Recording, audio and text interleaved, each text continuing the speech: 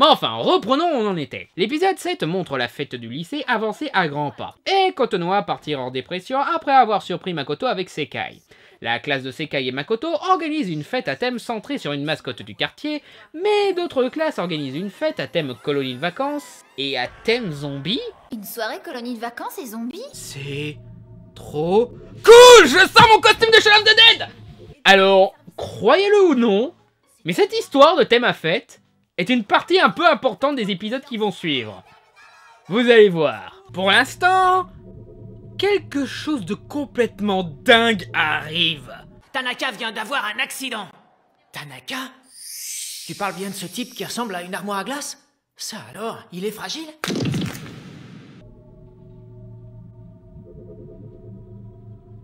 Quoi? Alors, j'ai dû revoir cette scène plusieurs fois pour bien comprendre et... En fait, ils viennent de faire d'un figurant une silhouette, que dis-je, un élément du décor quasiment, un personnage secondaire. C'est exact, un personnage dont on n'a vu ni le visage, dont on n'a jamais entendu le nom jusque-là, et qui n'était là que pour 2 plans, a été écrit pour être un personnage complet en le montrant dans des flashbacks. Flashbacks de plans centrés sur Setsuna. Donc du coup, la première fois, j'ai cru qu'il y avait un problème avec Setsuna ou qu'il s'était trompé d'image. Ils ont même pas fait de zoom ou mis de flèches pour indiquer où est ce Tanaka dans ce plan. On dirait que ça a été écrit par un fan de Star Wars, vous savez, un de ces mecs qui écrit 14 bouquins sur un personnage qu'on voit en figuration dans l'épisode 2. Mais là, c'est pour un banal figurant qui n'a même pas de visage.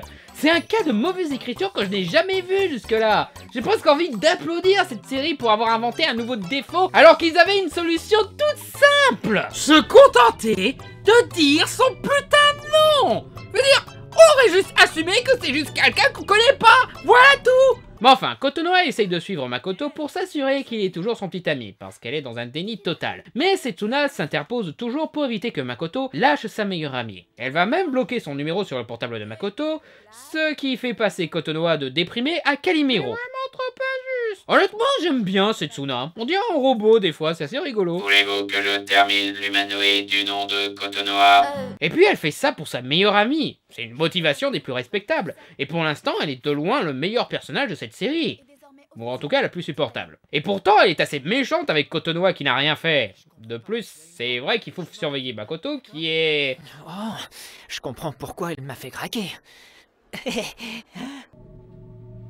Connard. Daisuke profite de la situation pour demander à Kotonoha d'être sa cavalière. Ce qui aggrave la situation parce que... Bah du coup, elle vient tout juste d'apprendre que Makoto a rompu avec elle. De plus, Daisuke était la cible d'une des amies de Sekai, donc Kotonoha passe désormais pour la pute du lycée. Alors que la véritable pute de l'histoire, c'est Makoto. Oui, je sais, pute est un terme féminin, mais comme il n'y a pas vraiment d'équivalent masculin pour pute, voilà, j'ai que ça, Makoto est une pute. Et là, Kotonoha part en déni limite psychiatrique, refusant d'enregistrer que Makoto la trompe. Alors qu'il y a une centaine de signes qu'on lui balance toutes les 10 secondes, quoi. Et c'est pas aidé par Makoto qui est passé au stade de con de toujours pas vouloir dire à Kotonoha qu'il veut rompre depuis 2000 ans. Là, c'est sa santé mentale qui part en vrille, il faut arrêter les conneries de 5 minutes.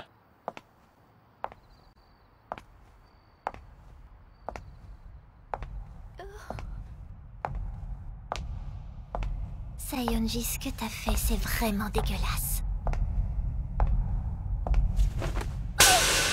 Merci, putain, depuis le temps qu'elle mérite une claque, celle-là.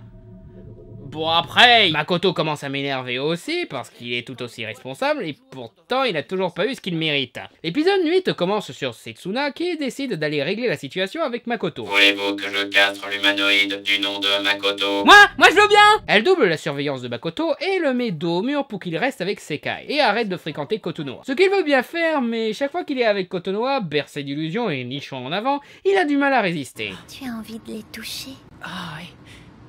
Tu pourras bientôt. Patience, ce sera bientôt le bon moment. Et c'est quand bientôt? Connard. Donc la fameuse fête du lycée commence enfin, et l'une des particularités de cette fête est... la salle de repos. Boy. La salle de repos. Cette série révolutionne la connerie toutes les demi-heures. Ok, c'est une salle où les couples vont baiser. Je ne déconne pas. Ils ont organisé une petite salle pour que les lycéens tirent leurs coups. Le lycée vient de devenir un hôtel miteux. Comment cette école a pu laisser passer ça? Je sais bien que la majorité sexuelle est différente au Japon, mais quand même, vous imaginez le comité proposer ça à l'administration de l'école? Hé, on veut mettre en place une salle où on peut aller baiser avec qui on veut, vous voulez bien signer l'autorisation? Quoi? Et puis quel est l'intérêt? Ils ont pas l'air de récolter des sous pour louer la salle de repos ou quoi que ce soit. Ça a l'air d'être une grosse arnaque couillon pour nourrir les ragots entre lycéennes. Probablement parce que c'est évident que c'est à la trappe couillon pour nourrir les ragots entre lycéennes. Nickel.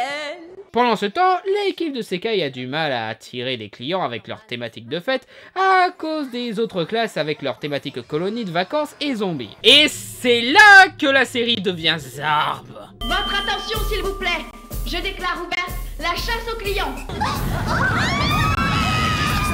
dirait la fin du monde. Rien de tel pour se faire remarquer, c'est sûr. Poussez-vous, j'y vais aussi. À l'attaque! School Days, qu'est-ce que tu glandes? Opération AA en stand-by. 3, 2, 1, à l'attaque!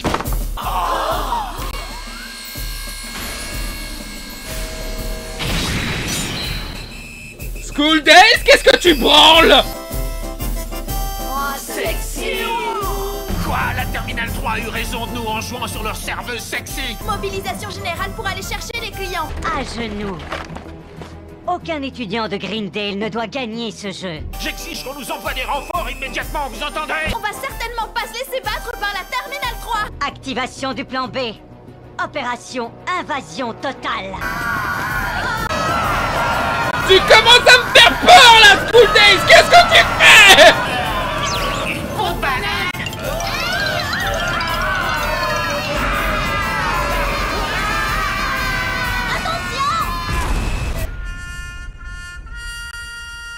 Fin des opérations.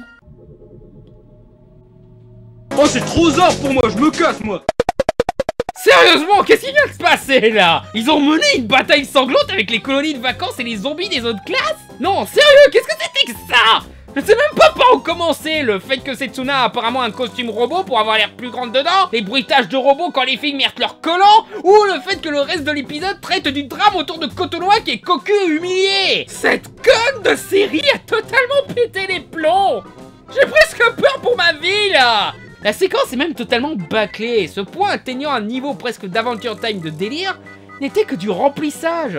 Ça aurait pu être sincèrement drôle, du même genre que Community, mais c'est trop court, trop bâclé et trop incohérent avec le reste de la série, ou même de l'épisode lui-même. Donc après ce... peu importe c'est quoi cette merde. Dès que la fête sera finie, je pars vivre en France. Hein?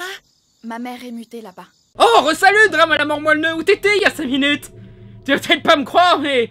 tu m'as manqué, la vache! Elle dit qu'elle confie désormais Sekai à Makoto pour être sûre qu'elle sera heureuse quand elle partira. Et là arrive un flashback où Setsuna pleurait et Makoto, assez hors de personnage, lui redonne confiance. Ok, là Makoto a l'air d'être vraiment un bon gars.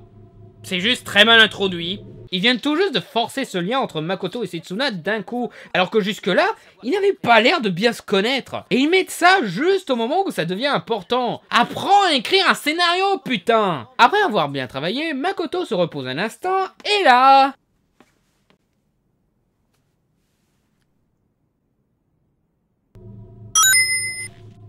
Je vais avoir combien de compteurs pour cette putain de série? Pour être honnête, Setsuna a une bien meilleure raison d'aimer Makoto. Même s'ils ont sorti cette raison de leur cul et que c'est totalement incohérent avec les personnages dépeints jusqu'ici. Makoto a l'air trop égoïste et mou pour motiver ainsi une jeune fille comme Setsuna. Le scénario avait juste besoin d'une raison conne et artificielle pour suggérer l'amour soudain de Setsuna pour Makoto. Et Setsuna, qui fait en sorte que Makoto reste avec Sekai pour la rendre heureuse, veut être avec Makoto maintenant? Pourquoi, dans cette conne de série, toutes les entremetteuses finissent par tomber amoureuses du mec qu'elles essayent de caser? Elle se fait surprendre par Kotonoha, enchaînant à l'épisode 9 où Setsuna demande à Kotonoha de ne pas parler de ce baiser, car elle veut que Makoto reste avec Sekai.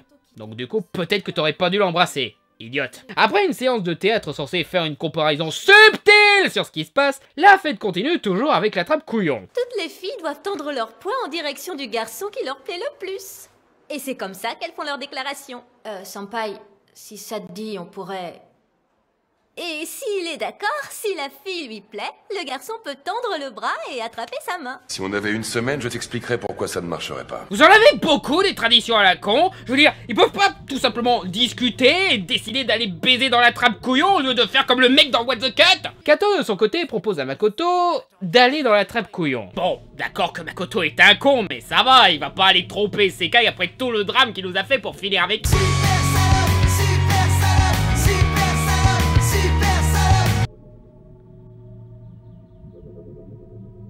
Non!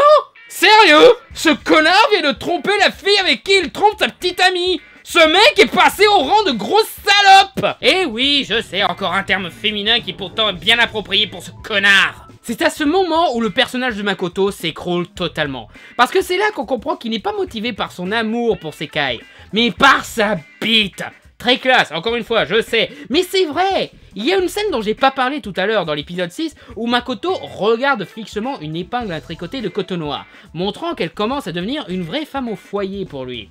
Au premier visionnage, je croyais qu'il s'imaginait vivre toute sa vie avec une femme et comprend qu'il n'imaginait pas du tout son futur avec Kotonoha, mais avec Sekai. Mais maintenant, cette scène a un tout autre sens. En fait, c'était pas la vie avec Kotonoha qu'il a décidé de fuir à ce moment-là, mais une vie amoureuse qui n'a rien d'excitant sexuellement. Plein de moments non sexuels comme sa petite amie qui lui tricote un truc. Et il a donc décidé de se mettre avec Sekai parce qu'avec elle, il peut baiser. Il n'est pas amoureux, il veut juste baiser ce connard. Et là, il couche avec Kato parce que Sekai ne l'a pas laissé la tripoter pendant qu'ils étaient censés travailler. Makoto est une pute. Il ne pense qu'à baiser et rien d'autre. Il s'en fout d'avec qui. Et si jamais vous dites, oh mais c'est normal, c'est un mec. Fuck you. C'est à cause de ce genre de réflexion que des connards comme ça deviennent une norme. Et je refuse de laisser ce comportement se normaliser. Fuck ce mec. Je suis persuadée qu'il est retenu par quelque chose de vraiment important. Ouais, tromper la fille avec qui il te trompe. Je te donne l'autorisation de lui couper le sgeg avec un couteau rouillé, gamine. Et histoire de rendre ce scénario encore plus détestable, l'épisode continue sur Kotonoha qui se fait violer par Daisuke. Je commence à me sentir insulté en tant qu'homme par cette conne de série. Cette série a été réalisée et écrite par des mecs. Comment ils font pour être sexistes envers leur propre sexe? L'épisode piscine me manque. Les sandwichs me manquent. Je veux dire, ouais, c'était débile, mais au moins c'était pas offensant. Tu m'as l'air en super forme, toi, ce matin. Va en enfer! L'épisode 10 enchaîne sur Kotonoha, tout juste violé, qui voit Makoto et Sekai danser et s'embrasser. Et le lendemain... Vous allez pas me croire, mais... Tu n'as pas à te justifier, tu sais. Je te jure, Kotonoha, je voulais pas... Ça va, je te dis. Mais... J'accepte tes excuses. Elle le pardonne. Il l'a traitée comme une merde, l'a trompée, lui a brisé le cœur, l'a fait passer pour la salope du lycée et l'a fait violer. Tout ça parce qu'il a pas eu les couilles de lui dire « Au fait, je te quitte ». Mais malgré ça, elle le pardonne.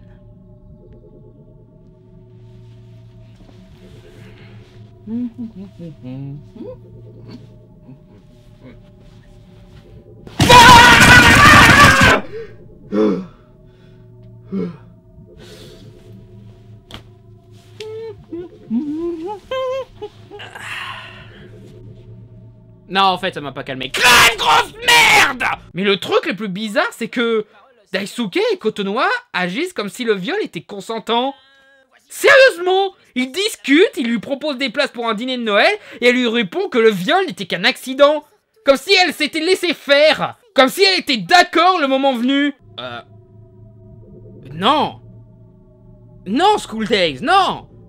Souviens-toi de ton propre truc et assume-le! Daisuke lui a sauté dessus, alors qu'elle croit toujours dur comme fer être la petite amie de Makoto. Et on la voit après à moitié à poil comme une fille violée. Elle a été violée! N'essaye même pas d'adoucir ça en un coup d'un soir consentant! Surtout que c'est totalement incohérent avec le personnage de Kotonoha qui n'a d'yeux que pour Makoto et qui a peur du sexe! Elle n'est certainement pas le genre de personnage à coucher avec quelqu'un qu'elle n'aime pas! Elle a été violée! Rassurez-moi en me disant qu'au moins un mec de la production s'est suicidé en repensant à ce qu'ils avaient fait! Mais enfin, Daisuke se fait rembarrer par Kotonoha et donc il va se plaindre auprès de Makoto que la fille qu'il a violée prétend toujours être la petite amie de ce dernier. Problème très récurrent au lycée. Je sais, tu veux le beurre, l'argent, mais surtout les fesses des deux laitières.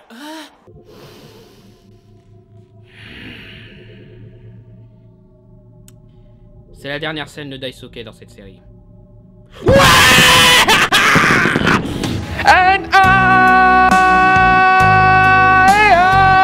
will always hate you. Kotonoha retrouve Makoto, mais Setsuna est là pour faire comprendre à cette cruche: c'est mort, il t'a largué, arrête de rêver! Elle ne le croit pas, persuadée qu'elle ne fait que comploter pour garder Makoto pour Sekai, alors elle s'apprête enfin à porter un coup bas en révélant que Setsuna a embrassé Makoto. Mais... J'ai surpris Setsuna, elle a profité de ton sommeil pour t'embrasser. Bien, et alors? Oh! Merde! Pour une fois que j'arrivais à renvoyer la crasse que je me tape depuis le début de la série, moi! Je comprends même pas pourquoi Setsuna fait ça. J'ai déjà du mal avec l'idée qu'elle soit amoureuse de cette salope, alors l'embrasser pour décourager Kotonoha et faire en sorte que Makoto reste avec Sekai? Paye ta logique! Le but du jeu n'est pas de pousser Kotonoha au suicide, c'est de garder Makoto pour sa meilleure amie. Elle avait qu'à dire que Kotonoha ment. Cette dernière est suffisamment désespérée pour qu'on croie qu'elle mente. Et Setsuna est suffisamment intelligente pour savoir que si elle fait ça, ça donnera envie à Makoto de se taper son cul de gamine de 6 ans. Donc elle a aucune raison de faire ça. À part bien sûr faire du drame forcé de remplissage qui va confirmer que Makoto est la plus grosse salope du pays. En plus d'être pédophile. Bon, avec tout ça, Makoto arrive enfin à dire à Kotonoha qu'il n'a plus aucun sentiment pour elle. Et après ça, on le retrouve en train de baiser à nouveau avec Kato. Si c'est pour collectionner les nanas comme des Pokémon, c'était pas la peine d'en larguer une! Setsuna le surprend et donc le retrouve chez lui pour lui faire promettre que dès son départ, il restera fidèle à Sekai. Mais devinez quoi? Depuis qu'elle l'a embrassé, Makoto veut se taper la nana qui ressemble à une gamine de 6 ans. Je l'ai bien senti hier, quand tu m'as embrassé. Tu te trompes. Pédophile! Et là, Setsuna a une idée tellement stupide que ça détruit totalement le respect que j'avais pour elle. Elle fait un marché avec lui. Sois fidèle à Sekai, et je coucherai avec toi. Est-ce que j'ai besoin d'expliquer en quoi c'est stupide? Surtout qu'en plus, encore une fois, elle va quitter le pays. Donc du coup, elle pourra même pas s'assurer qu'il respecte sa promesse, cette pute. Oui, je sais, pute, terme féminin, blablabla, comme je l'ai expliqué tout à l'heure, mais bon, voilà, il n'y a pas d'équivalent masculin, donc je continue à l'appeler pute. Bon, après, si, il y a des équivalents masculins, mais c'est bizarrement des trucs valorisateurs, comme séducteur ou tombeur, et je m'excuse, j'ai pas envie de le valoriser. Ce mec est une pute. Et pendant ce temps, du côté de Sekai, elle est invitée, elle et ses copines, à une... Vous vous souvenez de la trappe couillon de tout à l'heure? Ouais... Bah devinez quoi.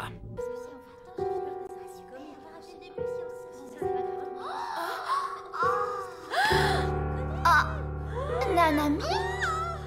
Comme vous pouvez le remarquer, nous avons installé une caméra pendant la fête dans la célèbre salle de repos. Quoi? Vous avez osé filmer les gens à leur insu? Sans Dick Sherlock! Je veux dire, bordel de merde, c'est le lycée! Une ruche de ragots qui n'ont demandé qu'une excuse pour savoir qui couche avec qui pour humilier leurs camarades! Hey, cet animé date de 2007! À cette époque, le harcèlement de lycéennes sur le sujet du sexe faisait déjà beaucoup parler! Je veux dire, t'es bien placé pour le savoir, Japon! T'as fait quelques mangas sur le sujet! Donc évidemment que l'organisation de cette salle pour baiser avec qui on veut était un attrape-couillon pour pouvoir vous humilier après! Tout ce qui manquait, c'est une pancarte à l'entrée. Au fait, vous êtes filmés, bande de cons! Mais en plus, cette idée incroyablement conne, au final, se révèle totalement anecdotique. Les seules conséquences concrètes, c'est pour le personnage de Nanami, une fille tellement anecdotique qu'elle est presque figurante, ce qui est con parce que je suis sûr que c'est un excellent personnage, mais on n'a fait que la croiser jusqu'au moment où elle s'écroule en voyant une vidéo où elle fait une pipe à un mec. Je sais même pas si c'est vraiment son mec ou si c'est quelqu'un d'autre avec qui elle trompe son mec, pour dire tant elle est survolée. Et après ça, elle ne fait qu'apparaître une ou deux fois déprimée avant d'être totalement oubliée. Est-ce qu'elle arrive à vivre avec cette humiliation? Est-elle toujours avec son mec? Est-elle harcelée pour avoir rien fait de mal à part coucher avec quelqu'un qu'elle aime? Est-ce que le comité l'a fait chanter pour garder le silence à ses parents? Prévoit-elle de changer de lycée? Est-ce qu'elle envisage de se suicider? À quoi ça a servi de révéler ça? Est-elle vraiment là que pour être le t-shirt rouge de la mission de l'Enterprise pour affronter un monstre alien qui révèle tes activités sexuelles? Et la seconde et dernière conséquence de ce point scénaristique débile, c'est, encore une fois, devinez ce que Sekai découvre!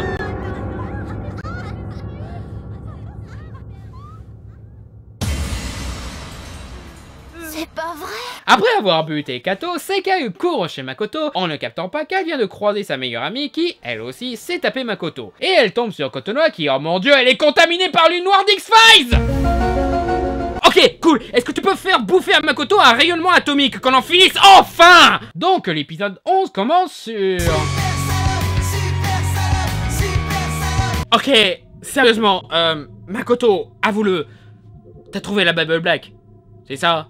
Parce que c'est impossible qu'un mec aussi insipide que toi se retrouve à enchaîner les conquêtes comme ça.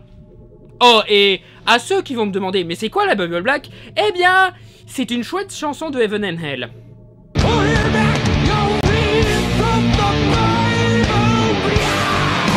Mais enfin, maintenant il se tape une autre copine de Sekai qui, jusque-là, était toujours en rogne envers Makoto. Malgré le fait que Sekai l'ait pris en flag, malgré le fait que cette dernière est maintenant dans une grosse dépression entre le départ soudain de sa meilleure amie et la queue de son petit ami qui est parti en quête de tous les trous du lycée, et qui a déjà conquis celle de sa meilleure amie d'ailleurs, et malgré le fait qu'elle est censée aider son amie à aller mieux. Bref, aucune raison qu'elle couche avec cette pute! Sérieusement, comment il a fait pour la convaincre de coucher avec lui? Il a juste dit « Je vous prie », non mais ça va quoi! À ce stade, fais-lui baiser les profs, la femme de ménage, ta soeur, ta mère, ton père, tant qu'on y est! Fais-lui faire un plan à 3, mais qu'est-ce que je dis? À 4 tant qu'on y est!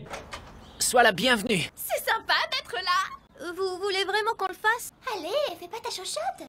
En plus, c'est votre idée, hein, c'est pas la mienne. Puisque tu es là, autant aller jusqu'au bout, non?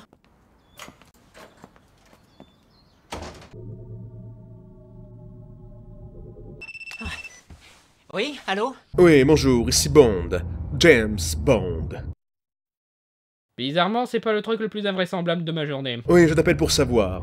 C'est quoi ton truc? Non, sérieux, c'est quoi ton truc? Moi, je suis un beau gosse qui risque sa vie pour le monde. Depuis les années 60, je me suis tapé des centaines de femmes. Des jeunes, des vieilles, des intellos, des connes, des blanches, des noires, des asiatiques, des brésiliennes, des russes, des italiennes, pratiquement toutes. Sauf Money Penny, cette salope, et M qui est trop frigide pour moi. Mais je n'ai jamais réussi à faire un plan à 3. Et là, j'apprends que tu as réussi à faire un plan à 4. 4 alors que tu n'as rien pour toi. Donc sérieux, c'est quoi ton truc? Je mets du axe tous les jours. Qu'il aille se faire castrer et découper la vie dans sashimi, ce petit con. Je regarde un porno depuis tout à l'heure, c'est ça? Ouais, c'est obligé. Le mec baise avec des tas de filles, peu importe que c'est invraisemblable, peu importe qu'il ait aucune relation avec plus de la moitié d'entre elles, peu importe qu'il trompe sa petite amie, il ne fait qu'agrandir sa collection de cartes The Witcher sans la moindre conséquence. C'est un porno, on voit rien de leur saloperie et pourtant c'est écrit comme un porno. C'est du porno sans scène de cul. Comme Twilight. Je veux dire, je demande pas la lune à la fin. Je demande juste que ce putain de mec se tape une conséquence. Une seule, au moins une. Mais enfin, c'est toi le père.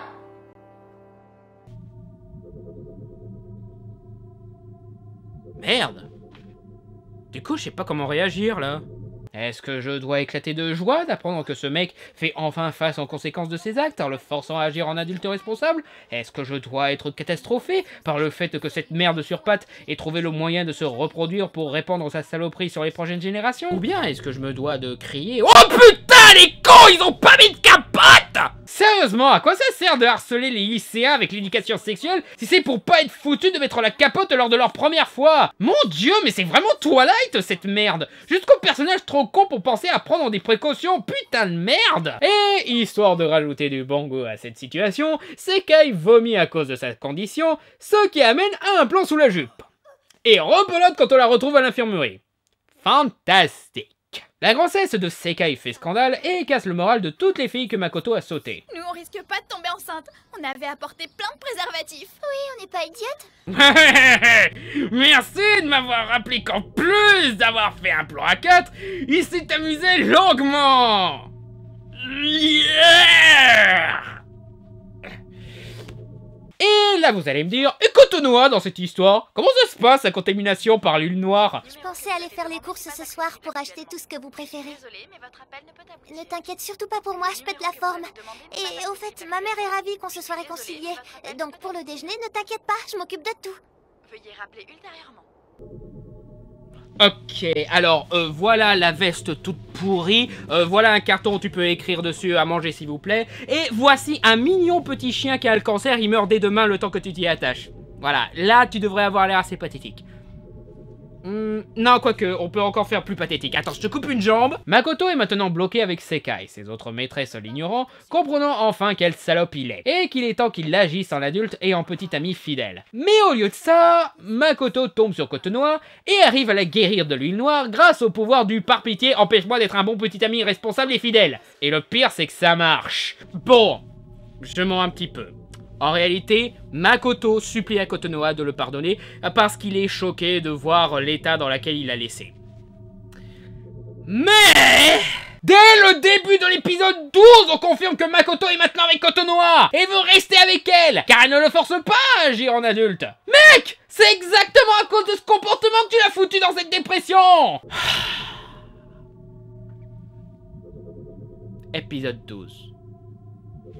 Dernier épisode. Courage.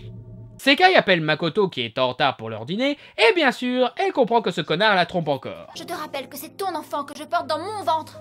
Tu pourrais te montrer un peu plus responsable et te conduire en adulte pour changer.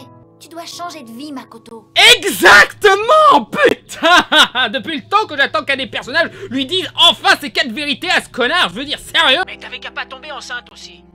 Pardon?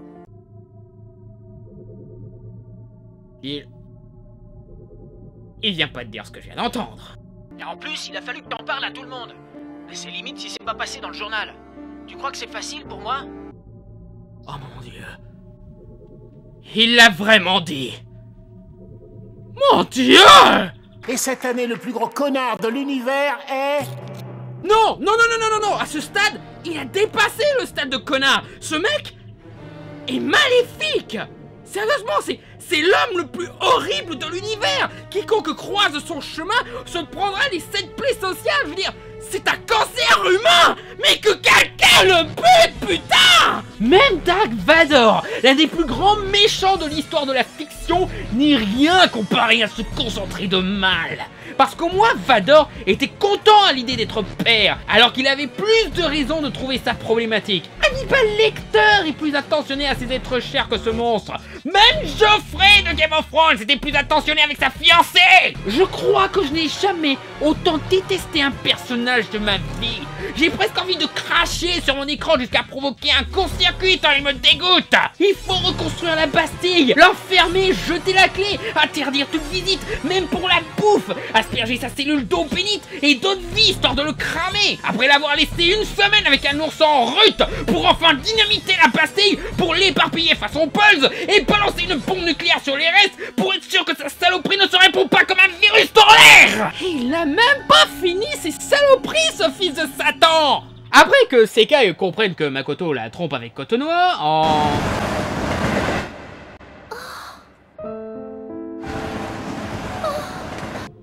utilisant ses pouvoirs de ralentir le temps. Je veux dire quoi, elle a le super sens de Daredevil ou quelque chose? Comment elle a pu les voir de là? Mais enfin, elle fonce chez lui, où elle était avant d'ailleurs.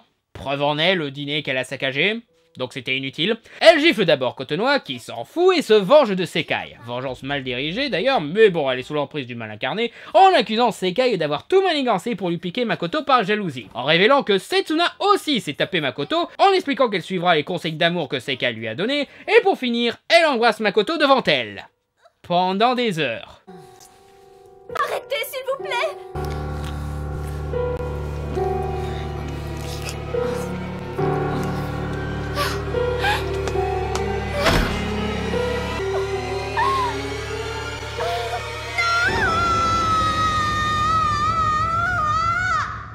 Waouh. C'était dark. Enfin, plus dark que d'habitude. Après ça, Sekai, qui s'est pas encore suicidé après la scène psycho de tout à l'heure, a un flashback où elle a failli jouer entremetteuse pour que Setsuna se mette avec Makoto. Et une hallucination où elle voit Setsuna portant un masque et une cape.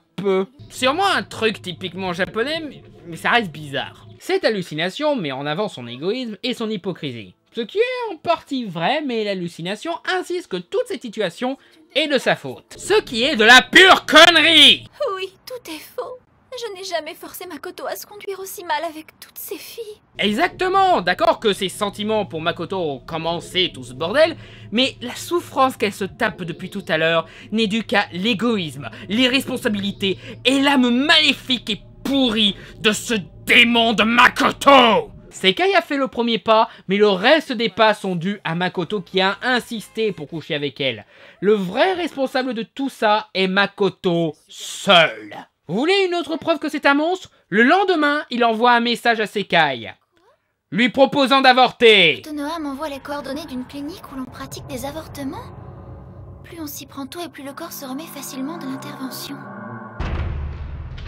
Mais pour l'amour de Robert Zemeckis, meurt! Je veux pas entrer dans un débat sur l'avortement, mal ou pas, c'est un cas moral très compliqué, et il est vrai qu'il est dur pour ces jeunes lycéens de se retrouver parents et que souvent c'est la seule solution pour ne pas gâcher 2 voire 3 vies, mais Sekai veut clairement garder le bébé. Donc pourquoi lui proposer d'avorter? Parce que ce monstre égoïste ne veut pas avoir la moindre responsabilité en tant que père, même s'il laisse Sekai crever la bouche ouverte, et parce qu'il s'est sûrement dit qu'il n'avait pas suffisamment détruit mentalement et physiquement cette pauvre fille. Quitte à la tuer, on te reprendra un flingue et lui tirerait directement une balle dans la tête, grosse merde! De son côté, le démon déclare son amour à son esclave, ce qui est aussi romantique que Jessica Jones et Kilgrave, et après ça, il rentrait chez lui pour discuter avec Sekai d'un sujet très agréable. Ça s'est passé comment à la clinique? Oh, magnifiquement bien, ils ont aussi tué ce qui me restait de dignité. Putain de merde, je peux même plus supporter le son de sa voix. Que quelqu'un le... What the fuck? Voilà ce que tu mérites. Pitié, Sekai! Mais tout ça, quoi? C'est ta faute. Moi, vivante, tu ne vivras jamais avec Kotonoha. Qu'est-ce qui se passe, putain de merde? What? Stop! Qu'est-ce qui vient de se passer, là? Je veux dire, sérieusement, je sais que la série avait quelques moments psycho par-ci par-là, je suis bien placé pour le savoir, mais de là à virer carrément dans le sanglant? Je veux dire, ça casse totalement le style et le genre de la série. Jusque-là, on avait qu'un petit truc romantique débile écrit par Stephanie Meyer, et là, on enchaîne à la séquence d'ouverture d'un épisode des experts. Mais c'est trop génial! Sans déconner, malgré le fait que ce retournement soit incohérent avec le ton de la série, c'était la seule possibilité pour rendre la fin satisfaisante. Virer carrément dans le gore et buter cette pute diabolique de Makoto, c'est juste parfait. L'avant-meurtre est même assez bien mené niveau tension émotionnelle, et c'est tellement over the top et décalé au reste que tu ne peux pas t'empêcher de rire tant c'est complètement con. C'est un mix entre un renoncement total des scénaristes et une fanfic écrite par un mec qui déteste la série et voulait lui apporter une fin dark pour satisfaire sa haine pour cette série. Et comme c'est une série sacrément merdique, ça satisfait sans problème. Sekai, arrête, je t'en prie! Ce moment est si excitant que je voudrais coucher avec.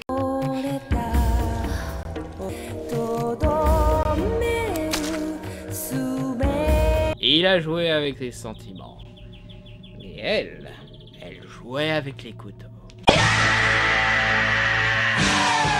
D'ailleurs, cette séquence a une polémique assez amusante, parce qu'avant que cet épisode soit diffusé à la télé japonaise, un drame assez similaire est arrivé pour de vrai. Une jeune fille de 16 ans qui a tué son père avec une hache. Et ça a fait la une pendant un moment, rendant la diffusion de cet épisode gênant à ce moment-là. Et donc, au lieu de diffuser cet épisode comme prévu, la chaîne télé Kanagawa a diffusé un sympathique bateau.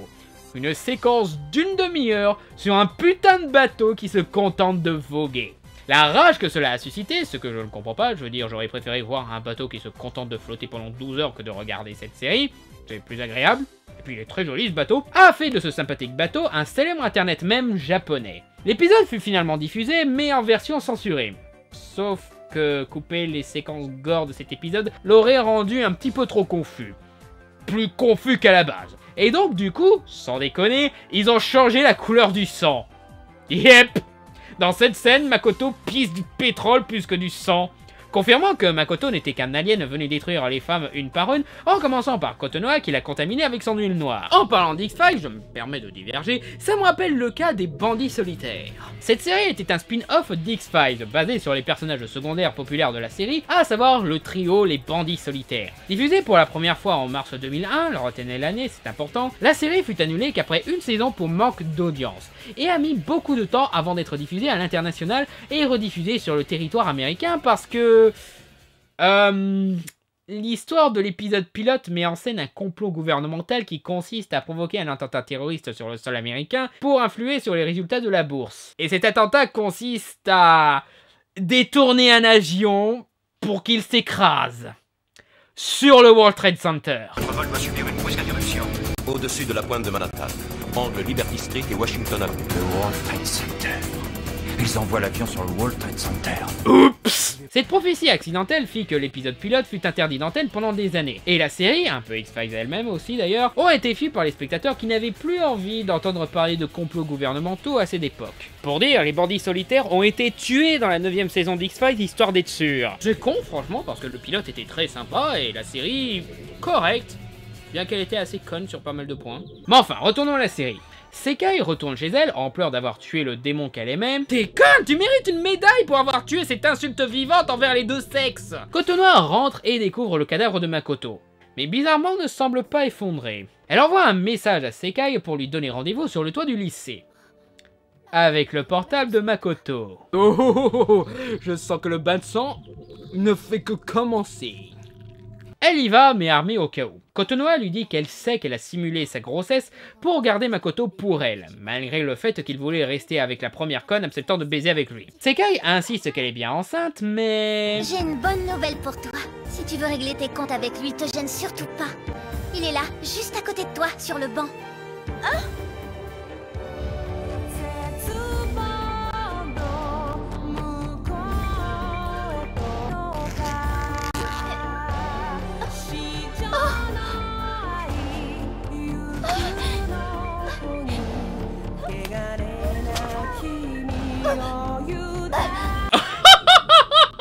Oh mon dieu!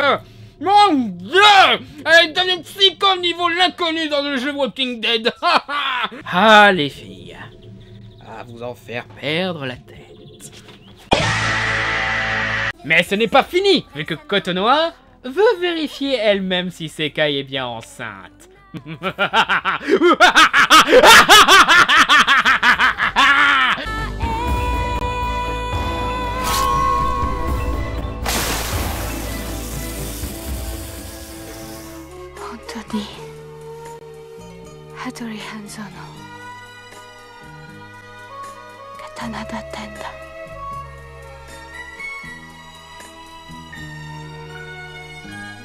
C'est merveilleux. Ce moment est si excitant que je vais larguer le moment que j'aimais avant, épouser celui-là et élever une famille de jolis petits moments. Et après ça, elle lui ouvre le bide pour constater... Je savais que tu mentais. Mais ne t'inquiète pas, je ne dirai rien à personne. Personne ne saura ce que j'ai trouvé dans ton ventre. T'étais où, épisode 12, depuis tout ce temps? J'ai presque envie de t'épouser, quoi. Et après ça, on retrouve Kotonoha sur un joli bateau, ironique, tenant chaleureusement dans ses bras la tête de Makoto. On est bien là, rien que tous les deux. Pour moi, c'est le paradis, mon Makoto chéri. Ok, je suis prêt à pardonner toutes tes erreurs, School Days, si tu fais en sorte que Kotonoha met une tenue de Pom-Pom Girl, met la tête de Makoto sur sa ceinture, et va dégommer du zombie avec une grosse tronçonneuse. 10 points si vous avez compris la référence. Et là, histoire de rendre cet épisode encore plus joyeusement crétin, on reprend le générique de fin habituel, avec la même chanson joyeuse que d'habitude. Un parfait hors-sujet pour conclure parfaitement un parfait bordel. Donc c'était School Days. Cette série était à chier, mais putain, rien que pour son final, cette série vaut le coup. Les personnages sont saoulants quand ils ne sont pas la pire incarnation des forces du mal, le drame est forcé et stupide, et l'animation est pourrie. Même pour l'époque, même parce que c'est de la japanimation, c'est pourri. Nadia et le secret de l'eau bleue avaient une meilleure animation, et ils ont 17 ans d'écart. Mais cette fin, mon dieu, cette fin, c'est à la fois le pire et le meilleur truc de la série. C'est le pire car ça change complètement le genre, prouvant que les mecs n'avaient aucune idée de comment finir leur histoire de merde, et se sont dit « Oh, et puis merde, butons-les tous !» Mais en même temps, c'est le meilleur car c'est la conclusion la plus logique que l'on pouvait avoir, malgré le changement total de ton, de genre et aussi de morale. Sérieux, c'est quoi la morale de cette série? Ne couche pas avec toutes les paires de seins que tu crois, sinon tu vas te faire buter. C'est honnêtement la fin que méritait Makoto pour être une telle salope maléfique. Sekai et Kotonoha avaient de bonnes raisons de virer psychopathe au vu de ce qu'elles ont subi, et au final, la moins insupportable est celle qui survit à cette histoire sordide. Donc une justice satisfaisante a pu frapper. C'est aussi le seul moment vraiment divertissant de la série, car cette rupture est tellement what the fuck que c'en est drôle. Et encore une fois, Kotonoha qui vire samouraï psychopathe, c'est cool. Et ce n'est qu'après ces 12 épisodes de niaiseries chiantes que conclure sur un truc pareil devient absolument génial. Sérieux, ce serait pas énorme si Twilight se finissait pareil? Et pour comprendre tout le fun et la satisfaction de ce final, il faut voir la série en entier. Je vous assure, ça vaut le coup juste pour le délire de cette fin. C'est un chemin plein de haine, de souffrance et de mépris absolu, mais la destination est tellement magnifique. Bon après, ils n'ont pas sorti cette fin de nulle part. Figurez-vous que School Days est une adaptation d'un jeu vidéo. Ouais, School Days, le jeu vidéo. C'est grosso modo un jeu de séduction où on peut séduire ou non une galerie de personnages féminins, proposant donc un certain nombre de fins. Il y a des fins où Makoto finit casé avec telle fille, et d'autres fins où l'une des filles devient psycho, genre suicide, mode samouraï. Putain, il y a combien de litres de sang dans ce coup? Même Makoto, il regarde le cadavre de sa copine, genre rien à foutre que tu crèves. Comment tu fais pour saigner encore? Ou encore la fin poignardée par ton ex-copine en cloque, la fin tchou-tchou, le petit train. Mais la fin la plus surréaliste est de loin la fin où Makoto finit polygame et garde ses deux copines. Et il y en a qui se plaignent des happy endings à la Disney. Le pire, c'est que le contexte de jeu excuse la plupart des défauts de la série. Pas dans la série elle-même, mais voilà. L'animation pas terrible, ça passe sans problème pour un jeu de séduction qui généralement se limite à du texte et quelques jolis dessins. Même l'aspect stéréotypé de l'histoire et des designs est excusé, vu que le joueur peut y vivre sa propre aventure digne des mangas qu'il aime lire. Tout comme les jeux de David Cage reprend des clichés de genre qu'il adapte dans ses jeux, pour qu'on en puisse revivre les films qu'on aime. Ah, et autre particularité de ce jeu, il est très explicite. Ouais, techniquement, School Days est un jeu pornographique. Et quand Makoto couche avec une nana, ça part en taille dégueulasse, où la nana crie comme si on la violait, ce qui est rendu encore plus inconfortable par le fait qu'encore une fois, elles ont des tronches de gamines de 12 et 6 ans. De plus, j'ai du mal à comprendre, le character design n'a rien de sexy dans ce jeu. Pourquoi vouloir les baiser? Ne me jugez pas, mais j'ai dû aller sur pas mal de sites porno juste pour confirmer que ces scènes de cul existaient. Et Dieu sait que j'aurais aimé éviter de devoir confirmer ça. Parce que putain, ces scènes sont dégueu. Certaines se focalisent beaucoup trop sur le sang vaginal. Bref, malgré que la série soit nulle, c'est une très bonne adaptation. Oui, c'est une bonne adaptation car elle fait des changements qui renforcent le truc. Enlever les scènes de sexe dégueu du jeu pour les faire se passer hors champ était une très bonne chose par exemple. Car au moins la série ne te donne pas envie de vomir. Plus ou moins. Et choisir une des mauvaises fins au lieu d'une des fins considérées comme bonnes et donc officielles par le jeu d'origine permet de transformer une promesse générique en une satire rigolote.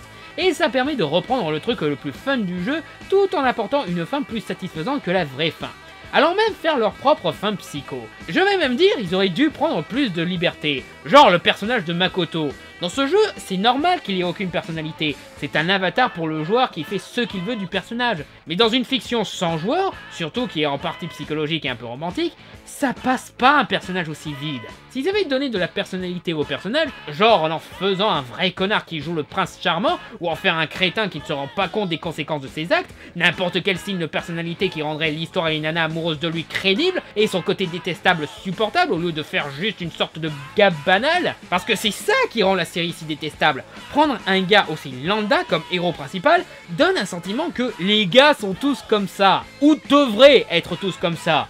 Comme Twilight encore une fois. Bref, c'est une preuve de plus qu'une adaptation doit prendre des libertés pour être supérieure à son original. Une adaptation doit prendre des libertés. J'ai dit une adaptation doit prendre des libertés. Patron? Non, il n'a pas compris. Une adaptation doit prendre des libertés. Ça y est, vous êtes devenu zinzin. Non, il m'a pas entendu. Oui, passe-moi le mégaphone. Si vous voulez, mais... Merci. Une adaptation doit... Oh putain. Oh, voilà enfin. Du calme, Willy. Je me charge de lui. Personnage spoiler. Vous avez commis votre dernier péché. Wow. Je savais que j'aurais des problèmes pour ne pas avoir laissé un pourboire au serveur, mais... à ce point... Nous vous étudions depuis bien longtemps. Oui, je sais. J'ai remarqué que vous me suiviez depuis la critique de Tortue Ninja 3. J'ai remarqué votre présence dans pas mal de mes transmissions, et j'ai remarqué que vous arriviez selon certains cas. Quand j'étais sur la planète Lucky Luke, de Spider-Man, le film Escaflowne, même quand j'étais prisonnier de l'ange quand je parlais des films Evangelion. Et donc, j'ai fini par comprendre pourquoi vous apparaissiez. Et donc, qui vous êtes. Qui c'est, patron? C'est un inquisiteur, qui fait partie de l'ordre des fanatiques de l'œuvre originale.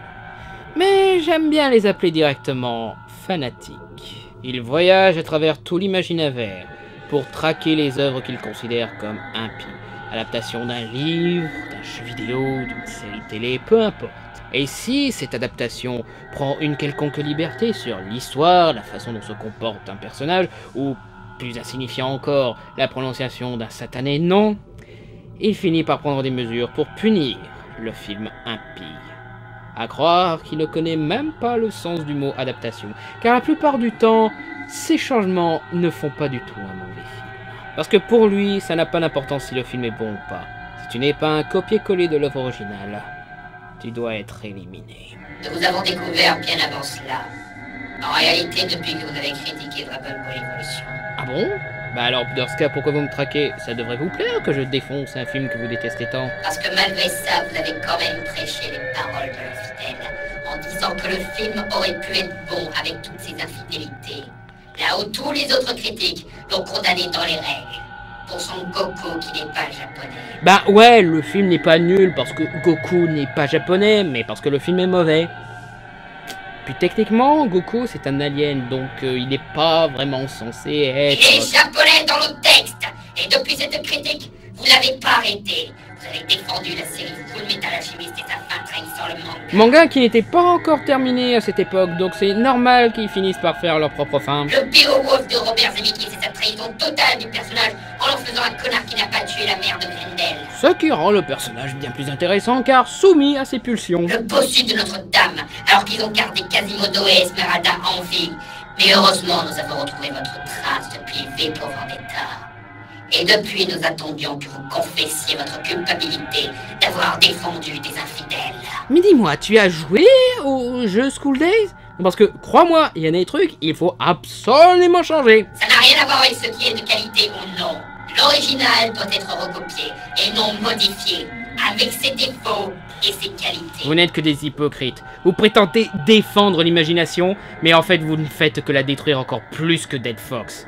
Et ce, rien qu'avec vos lois sur les adaptations. Assez! Vous avez échappé à la loi de l'original trop longtemps. Il est temps pour vous de payer. Allez-y. Patron! Non! Sérieux! Allez-y. Je dois être puni. Punissez-moi. Oh! Oh non! Ah c'est vrai, vous pouvez pas me punir pour mes péchés. Ouh. Ah c'est con ça. Comment ça? Ben, si vous me tuez, qui c'est qui va détruire la galaxie du Grand Rouge? L'impie ultime. Ouais, vous êtes pas au courant? Moi et le reste de la ligue, nous essayons de la détruire avant que Dead Fox ne la fasse réapparaître. Et d'ailleurs, j'ai enfin trouvé comment la détruire. Ah bon? Ouais, mais le problème c'est qu'on n'arrive pas à la trouver, la galaxie du Grand Rouge. Si seulement il y avait quelqu'un qui... mais dites-moi, vous avez le pouvoir de sentir les œuvres qui trahissent l'original, non? Donc, normalement, vous devriez savoir... Nous savons où la galaxie se trouve. Contre le diable, l'impie est aussi bienvenu que les fidèles. Très bien. Nous allons vous laisser en vie le temps que vous détruisiez l'impie ultime. Et nous allons vous transférer ses coordonnées. Mais une fois la galaxie détruite, nous vous retrouverons pour... Non! Non, même pas, parce que selon vos lois, j'aurais payé pour mes péchés. Donc du coup, vous ne pourrez pas me punir cette fois-ci, vu que j'aurais détruit la galaxie du Grand Rouge pour me faire pardonner. Certes. Vous gagnez pour cette fois. Et vous continuerez à défendre les impies, n'est-ce pas? Oh oui. Tant que l'univers me donnera raison, et que des aveugles suivront des obscénités, je serai là. Car j'adore faire chier ceux qui essayent de m'imposer des choses qui ne me plaisent pas. Je défendrai d'autres films impies, et vous ne m'en empêcherez pas. Nous verrons cela. Données de navigation reçues. Patron, est-ce que ça veut dire... Oui, Willy. Nous sommes prêts. Contacte la Ligue.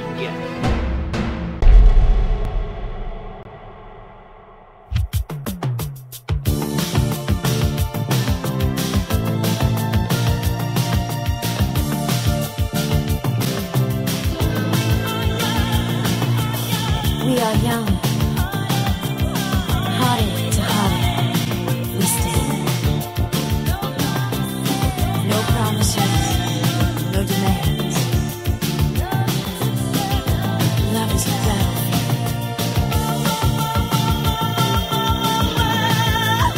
We are strong. No one can tell us we're wrong. Searching our hearts for so long. Both of us knowing love is a battlefield.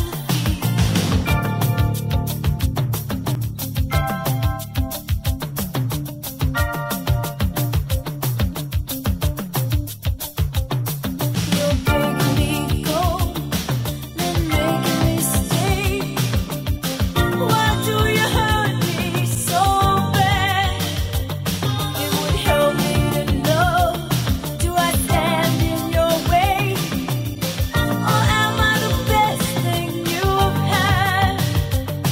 Believe me, I can't tell you why. But I'm trapped by your love, and I'm chained to your side.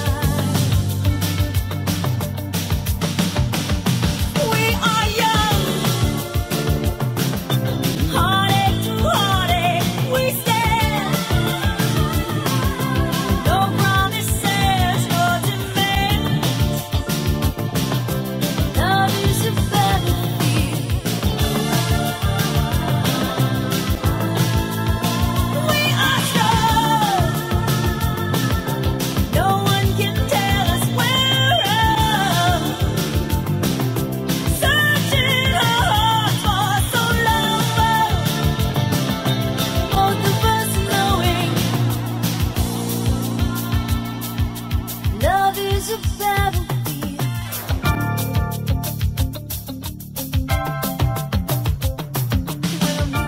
Ok, je m'attendais à trouver des trucs dans ton ventre, mais ça...